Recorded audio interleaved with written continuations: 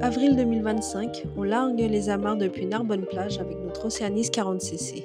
8 mois plus tard, on vit toujours à bord à deux, mais ce n'est pas toujours la vie en rose. Voici les 5 principales raisons qui font que ce mode de vie n'est clairement pas fait pour tout le monde, avec des stats intéressantes pour bien poser le décor.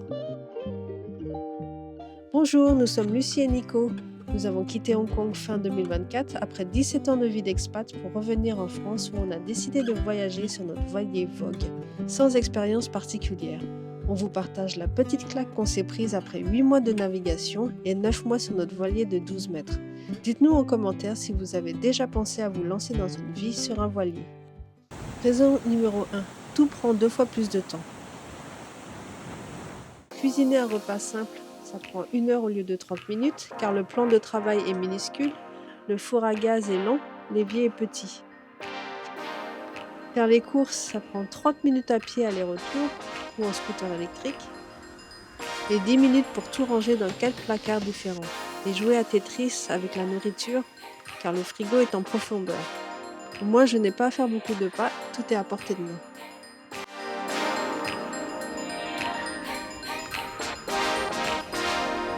Plus de 2 heures et demie en tout pour faire son linge. Il faut trimballer le sac jusqu'à la laverie la plus proche et attendre devant les machines quand il n'y a rien à faire autour et qu'on est trop loin du bateau. On fait le tri dans le bateau, puis quand il s'agit de jeter les déchets, il faut marcher pour trouver les poubelles et parfois il n'y a même pas de poubelle avec le tri. Même aller aux toilettes prend plus de temps, car il faut soit aller au sanitaire du port, soit on fait dans le bateau quand on est au mouillage, mais il faut pomper pour tirer la chasse. Au moins ça muscle les bras. Tout se mérite sur un vieux bateau. Aller chercher un colis quand on n'a plus d'adresse peut s'avérer être une vraie aventure très chronophage. Se déplacer. Une étape classique de 35 000 nautiques, soit seulement 65 km, nous prendrait 6 à 7 heures de navigation à 4,8 nœuds de moyenne, soit 9 km/h. Alors qu'en voiture, la même distance ne prendrait que 40 à 50 minutes.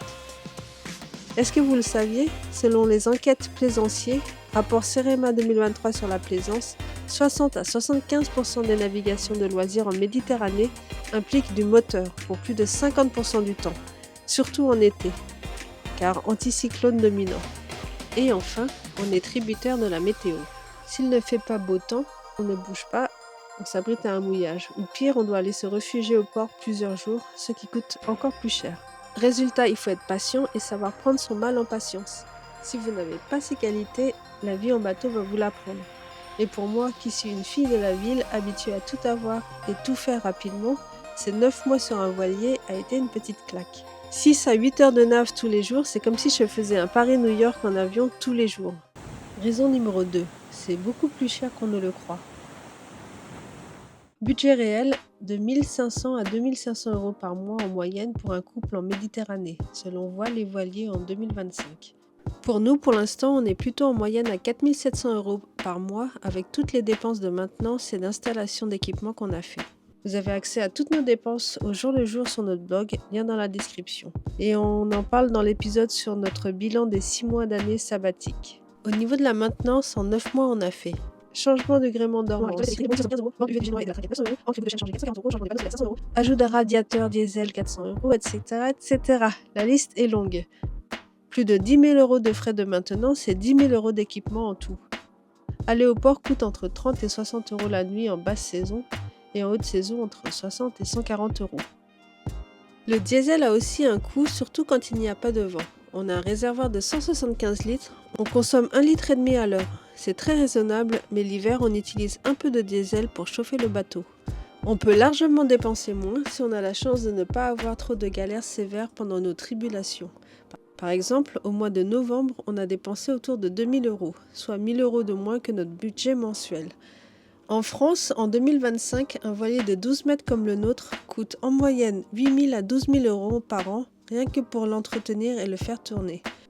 Voile et Voilier et les retours sur ICO sont unanimes, comptez 10% de la valeur du bateau par an. Vivre sur un bateau, ce n'est pas presque gratuit une fois que c'est payé.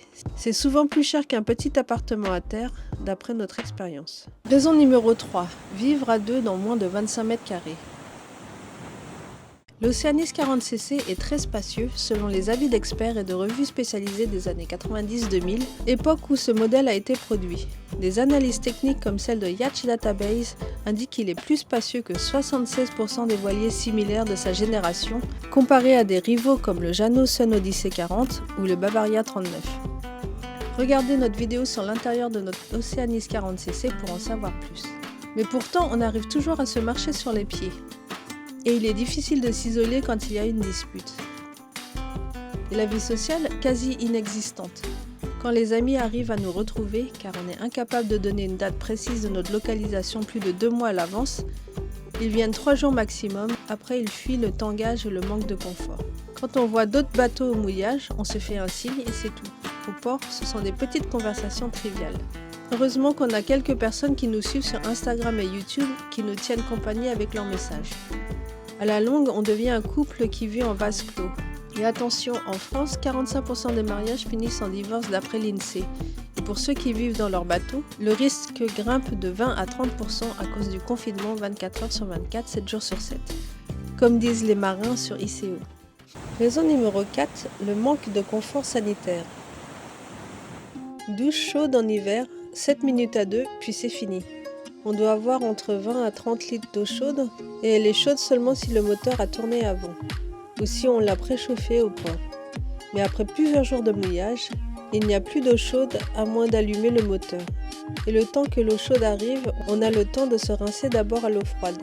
Et c'est même maintenant une de mes nouvelles routines qui apparemment est très en vogue en ce moment chez les jeunes et les sportifs. Une petite douche d'eau froide déclenche un choc thermique qui libère un shot de dopamine de plus 250%. Sensation de boost et de bonne humeur. Plus 530% de noradrénaline, c'est ce qui donne le choc, une clarté mentale. Puis enfin un boost de 15 à 30% de sérotonine sur la journée, un antidépresseur léger. Et en bonus, cela baisse le niveau de cortisol si on le fait régulièrement. J'adore ça maintenant, je le fais même en hiver. Dites-nous en commentaire si vous avez déjà essayé. En parlant d'eau, on a 500 litres d'eau dans nos 2 réservoirs. On tape dedans pour la douche, la cuisine, la vaisselle. Ça nous permet de tenir 2 semaines. Dès que c'est vide, il faut remplir. Alors on fait très attention avec l'eau. Et pour remplir 500 litres d'eau, ça prend du temps, environ 30 minutes. L'humidité est un autre problème. Il y a de l'humidité partout dès octobre. 75 à 80% en moyenne l'hiver en Méditerranée, selon Météo France. Vêtements et draps qui sont dans les penderies sentent le moisi. Il faut laver. D'ailleurs, l'été aussi, les penderies ne respiraient pas, c'était la même histoire. Moisissure sur les sacs à dos. Il y a aussi beaucoup de condensation sur les parois, ça suinte. Ça nous arrive d'être réveillés par des gouttes d'eau qui nous tombent dessus. L'été, il fait trop chaud, on n'a pas de clim ou de ventilateur. Si on ouvre toutes les fenêtres, on se fait dévorer par les moustiques. L'hiver, quand on n'est pas au port, pas d'électricité pour le chauffage, il fait souvent froid tôt dans l'après-midi, dès que le soleil se couche. Heureusement qu'on a notre chauffage diesel soufflant qui ne consomme pas trop d'ampères. Et le meilleur pour la fin, quand on est en mer, il faut toujours penser à vider la cuve d'eau noire des toilettes, sinon on ne peut plus faire la grosse commission quand le réservoir est plein et qu'on est au mouillage trop longtemps. Raison numéro 5, l'énergie. Au port, pas de souci, on est raccordé à l'électricité. On peut utiliser son ordinateur et charger ses téléphones, chauffer l'eau, utiliser l'aspirateur, etc. Mais si on reste au mouillage trop longtemps sans avoir utilisé le moteur avant, parfois même avec 500 watts de panneaux solaires, la batterie ne tient pas longtemps quand on a le frigo allumé tout le temps. En été, ça peut passer, mais en hiver, quand il n'y a pas de soleil, nos batteries passent souvent en dessous de 50%. On doit donc allumer le moteur pendant au moins 1 heure pour charger les batteries. Ça fait du bruit. Alors air fryer ou micro-ondes, on peut oublier tout de suite, ça consomme trop. On cuisine au gaz avec des petites bonbonnes de gaz de 5 kg. On n'en trouve pas partout à l'étranger pour ce qui est de la recharger. Du coup, on vit dans le stress constant de la nourriture froide lorsqu'on n'a plus de bonbonnes de réserve. Vivre à bord reste l'une des plus belles aventures qu'on ait faites. Mais c'est vrai que ces 5 raisons sont usantes psychologiquement. Au début, c'est génial, c'est le goût de l'aventure.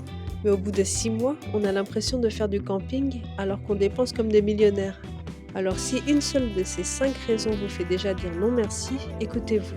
Ce n'est pas des vacances, c'est un mode de vie qui peut s'avérer très dur et aussi très cher. Il faut être extrêmement résilient pour que le moral ne soit pas affecté facilement. Nico a toujours été très résilient, alors que pour lui ces 5 raisons sont avérées, mais ça ne le dérange pas plus que ça. Alors que pour moi, je ne dis pas non à un retour au confort et à la stabilité de la vie en ville. Dites-nous en commentaire quelles raisons vous dérangeraient le plus. Likez pour nous soutenir, abonnez-vous pour la suite.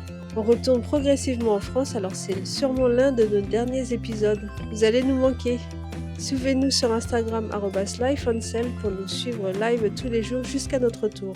Merci à tous les gens qui nous écrivent et contribuent à notre vie sociale.